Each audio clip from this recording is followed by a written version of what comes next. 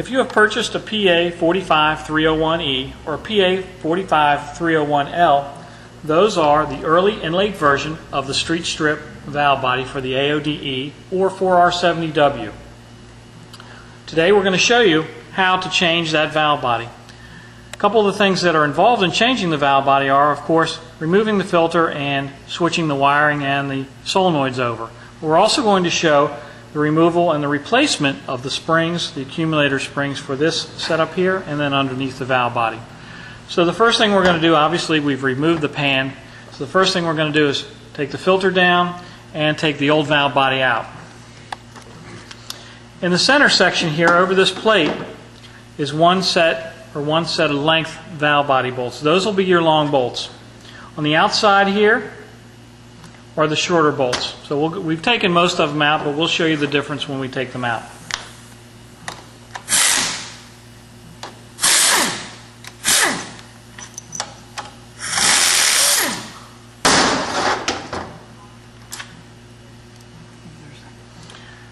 The outside bolts are approximately this length, and obviously the inside bolts are the longer ones.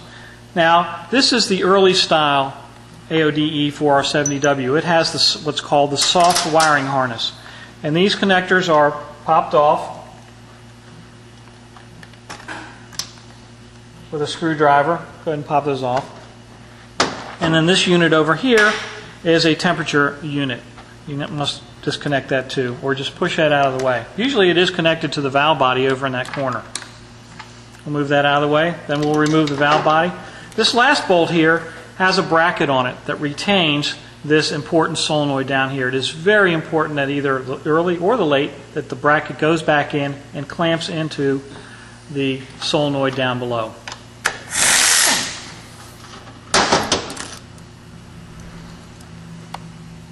We'll take that out of the way. We'll switch the solenoids over in a minute. Go ahead and take it out of the way.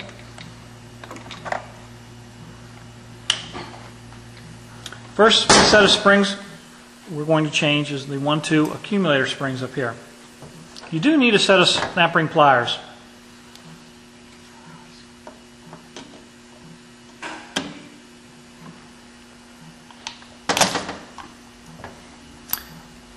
If you cannot rent or purchase a set of snap ring pliers like that, you can skip this step. But what will happen is the 1-2 shift will not be as firm as if you were to change the springs. But if you can't change it, you can't change it. You'll remove the spring, the 1-2 accumulator piston, and the upper spring. We're going to replace those with the green and yellow springs that come in the kit.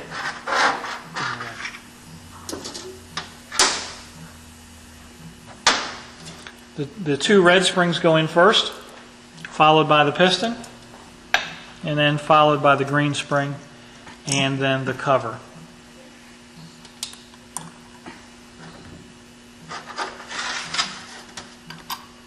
Make sure that when you put the cover back in, is that the metal section here is dished and showing up like that, facing towards you.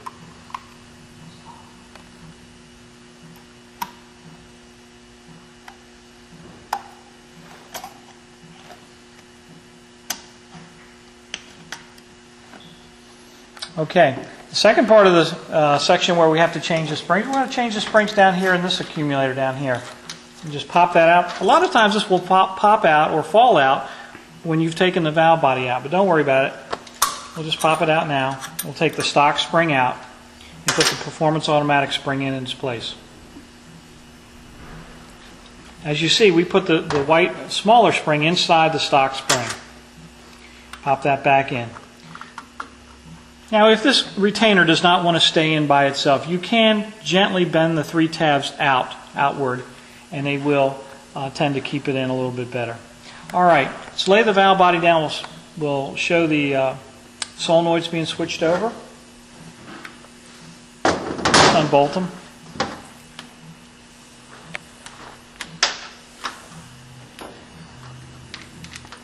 Ford uses several different styles of solenoids. This is the shift solenoids and the lockup solenoid here. Ford used some various styles and but they all function the same. They may be bolted down in different spots. Sometimes they're bolted down here and here. This one is actually bolted down here on top of the lockup solenoid.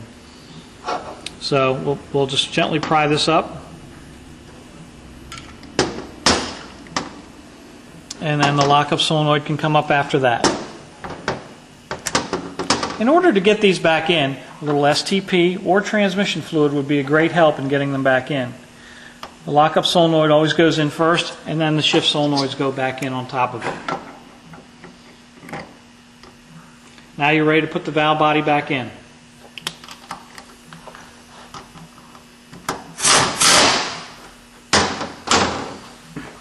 When we ship the valve bodies, they do have a gasket on the back side. Make sure it is stuck on there. It may have shifted during shipment, so take a little grease or a little transmission fluid and stick the gasket back on there. You'll notice all AODE 4R70W valve bodies have guide pins. The guide pins correspond to holes that are drilled in the case.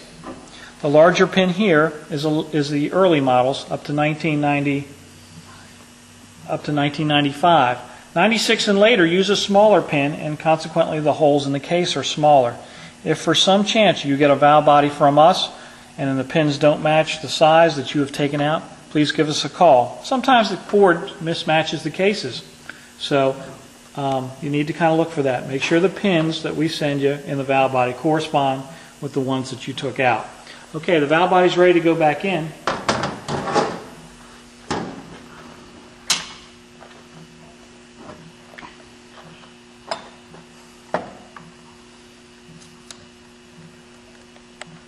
On this type valve body, the only thing you have to make sure is that, of course, it sits flat and that the lever, the linkage, is engaged into the valve properly. That's it. Now we can put the bolts in. They're torqued center to out, about 10 to 12 inch-pounds. So let's go ahead and put those in, and we'll take a break while Gerald's putting all those in. We'll show us get that bracket in place, and we'll put this one in place so you can see how that's done.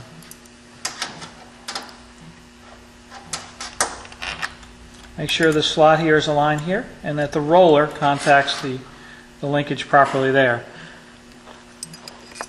On this bracket, it sits down around the solenoid down there and will sit flat if it's installed properly.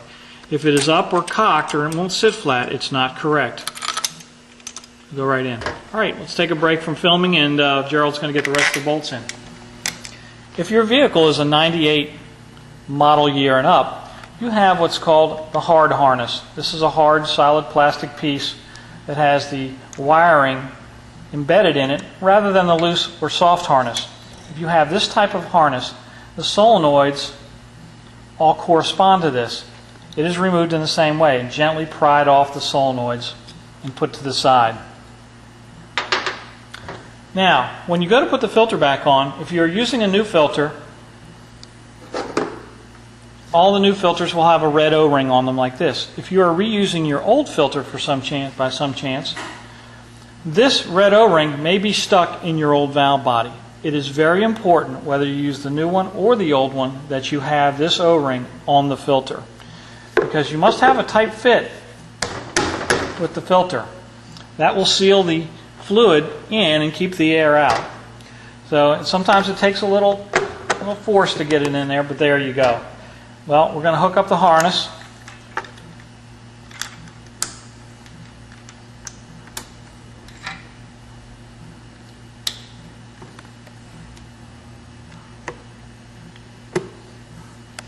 If for some chance you have put this valve body in, you start the car up and your overdrive light flashes, or the vehicle does not seem to move properly, more than likely you have misconnected or forgotten to connect one of the solenoids in the valve body. So check that first before you give us a call with any questions. Always double check your work and make sure the solenoids are hooked up. If they are not hooked up, the computer will see that fault and cause the transmission not to function properly. We're going to put the pan on. The pan is torqued to about the same, about 10 foot-pounds for the bolts, and then we're done with that.